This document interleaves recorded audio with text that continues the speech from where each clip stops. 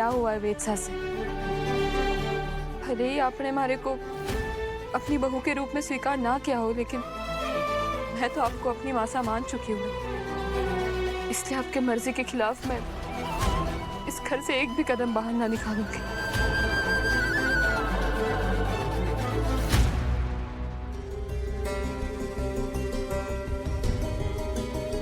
Okay fine, देती हूँ permission. जाओ अपने गांव।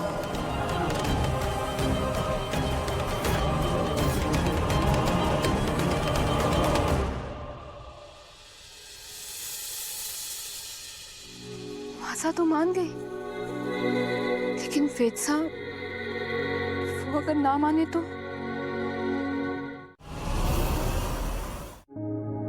आप हमारा गुस्सा खाने पे क्यों निकाल रहे हैं? चलिए खाइए। अगर आप ना खाएंगे ना तो मैं अठे से हिलूंगी ना। मेरे रास्ते से हटो। बिल्कुल ना। आप तो जानते हैं ना कि मैंने भी कुछ ना खाया है। तो मत खाओ, मैं क्या करूं? इसका मतलब आपको हमारे भूखे रहने से कोई भी फर्क ना पड़े? मुझे तुम्हारे भूखे रहने से कोई फर्क नहीं पड़ता। और अगर मैं जहर खा लूं तो? तब भी आपको कोई फर्क ना पड़ेगा? एक काम कीजिए, आप ना ये मिर्च खाइए।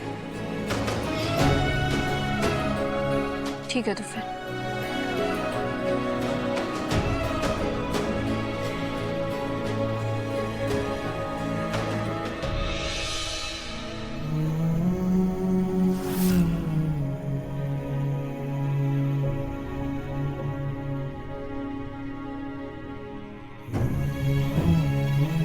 आपको तकलीफ में देखकर हमारे को भी चैन ना आ रहा। हमारे को पता है कि आप अंदर से जल रहे हैं। तो ठीक है, मैं भी जलूंगी। अरू बंद करो। हाँ वेद साहब, वचन खाया था मैंने कि आपके हर दुख में, आपकी हर तकलीफ में मैं आपका साथ दूंगी। आपका दर्द वो हमारा भी दर्द। अरू तबीयत खराब हो जाएगी, बस बंद करो। ना वेद साहब, भले ही हमारे से पाप हुआ है, पर आपको मैं कभी तकलीफ में ना देखना चाहती। आपने तो कहा था ना कि आपको कोई फर्क ना पड़े, तब क्या हुआ? सरू तबीयत सच में खराब हो जाएगी, बस करो अभी। अगर आप जिद्दी हैं तो मैं भी डबल जिद्दी हूँ। सरू मेरी बात मान लो। सरू प्लीज, सरू। अच्छा सरू प्लीज, ये करो। एक और खा लो प्लीज। वो मायरी का फोन आया था, कह रही थी कि जोड़े से खरीस में जाकर रामनाथ जी बाबा के मंदिर में पूजा करनी।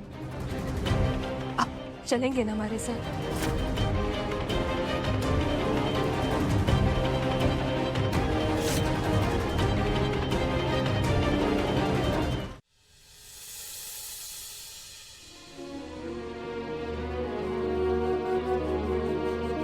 वेदसा को मन्नत की पूजा करने के लिए हमारे साथ खरेस आना ही होगा, वरना मैं मायरी को क्या जवाब दूंगी? आप चलेंगे ना हमारे साथ? वैसे वेदसा ने खरेस जाने के लिए कोई जवाब तो ना दिया था, कि पता शायद आ ही जाए। एक काम करती हूँ, एक वेदसा का भी बैग पैक करके रख ही देती हूँ। रामनाथ जी बाबा, वेदसा का हमारे साथ खरेस आना बहुत जरूरी है। माहिरी ने बहुत दिल से मन्नत मांगी थी। वो कितने चाव से हमारा और वेदसा का इंतजार करेंगी। लेकिन अगर मैं अकेले गई तो उसका दिल टूट जाएगा। उसे पता चल जाएगा कि वेदसा और तारा मासा हमारे से नाराज है।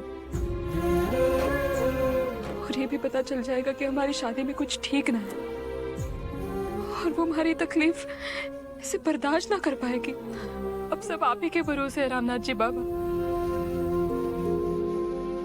मॉम, आपने सरू को उसकी माँ से मिलने जाने की इजाजत दे दी?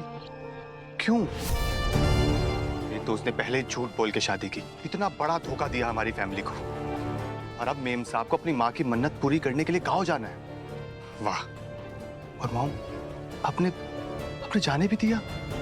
रोहित, सच तो यही है कि धोखे से ही सही, लेकिन सरू इस घर की बहू बन गई है।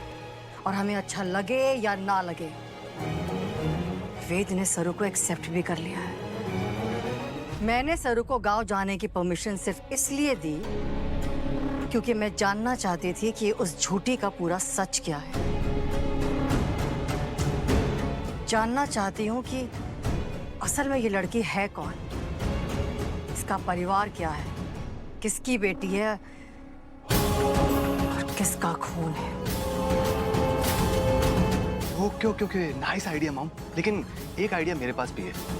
क्यों ना हम सरू का पीछा करके उसके गांव चले, जरा हम भी तो देखें कि बैकग्राउंड क्या है उसकी, सरनेम क्या है, कौन से खानदान से है वो। और एक बात तो है मॉम, पता नहीं वेद ने कौन सी देहाती लड़की लाके हमारे सर पे बिठा दी है।